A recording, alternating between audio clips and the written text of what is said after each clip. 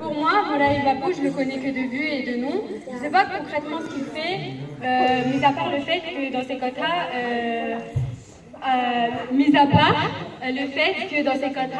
il prend l'exemple de Ramayana pour nous guider sur la bonne voie et nous faire réfléchir sur différents aspects de la vie. Quand j'étais petite, je trouvais ça hyper ennuyant parce que c'était super long et le Gujarati ça passait au-dessus de ma tête. Maintenant, on a tous grandi, je parle des jeunes, et je pense que c'est une bonne idée de l'inviter ici, parce que là on est dans un cap où on veut savoir différents aspects de notre vie, comment ça marche ça, comment il faudrait avancer, et je pense que Bapou, comme tout le monde le dit, il pourra nous guider à comprendre et à réfléchir sur le bon et le mauvais côté des choses. Bravo. Pas besoin d'avancer, Donc Dito Maman nous a posé une question, nous a posé un problème qui était pourquoi organiser le Ramkatha cette année à Paris. Donc la réponse c'est que ce serait très intéressant pour nous, pour tous les jeunes qui ne comprennent pas forcément qu'est-ce que le Katha, de savoir qu'est-ce que Moulay Bapou fait et qui est vraiment Moulay Bapou. De plus, il n'est jamais venu à Paris, Moulay Bapou, donc ce serait un grand honneur et une grande occasion qui viennent à Paris, et surtout que nous, on l'organise, ce Ramkatha, c'est un grand honneur. Durant son speech, on va dire, durant le discours de Moulay Bapou, il va nous livrer une philosophie de vie qui nous impose pas forcément, pour le bien-être de notre vie, comment bien se comporter, comment être une personne bien, et réfléchir un peu aux choses de la vie. Cette philosophie de vie est basée... il s'inspire du Ramayana, comme a dit Kouchi précédemment.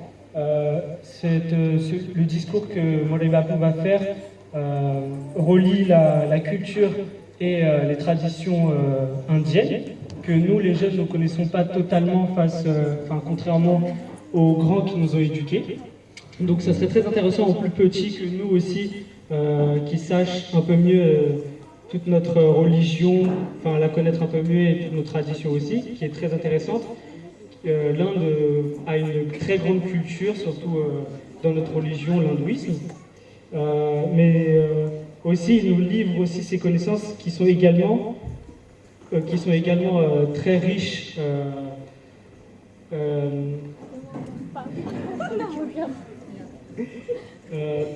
Dans son discours, il va nous livrer de très grandes connaissances qui vont nous servir à l'avenir. On pourra aussi transmettre ces connaissances que nous, qu'on aura vécues durant cette semaine en août 2019. Les kathas sont basés sur des bonnes morales, le but étant de nous remettre en question sur la vie et de la vivre pleinement et joyeusement. Bravo.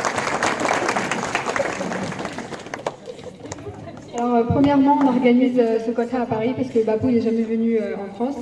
Ça sera aussi une occasion pour lui de découvrir qu'ici aussi la religion indienne, elle est présente. Ensuite, c'est un honneur pour nous de l'accueillir ici parce que ça va nous permettre de nous instruire et donc de nous apporter de nouvelles connaissances. Enfin, votre but à vous, c'est de nous apporter toute la culture nécessaire pour plus tard, afin de participer comme vous aux différents festivals et qu'on puisse préserver cette culture que vous nous avez transmise et les grands-parents aussi.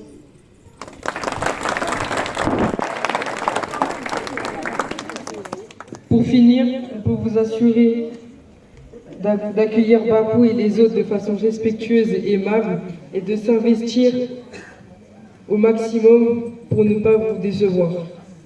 On va faire en sorte que ces 9 jours pour lui et pour nous soient inoubliables et qu'ils soient marqués par son arrivée à Paris. Merci à tous de nous avoir écoutés et bonne soirée à tous.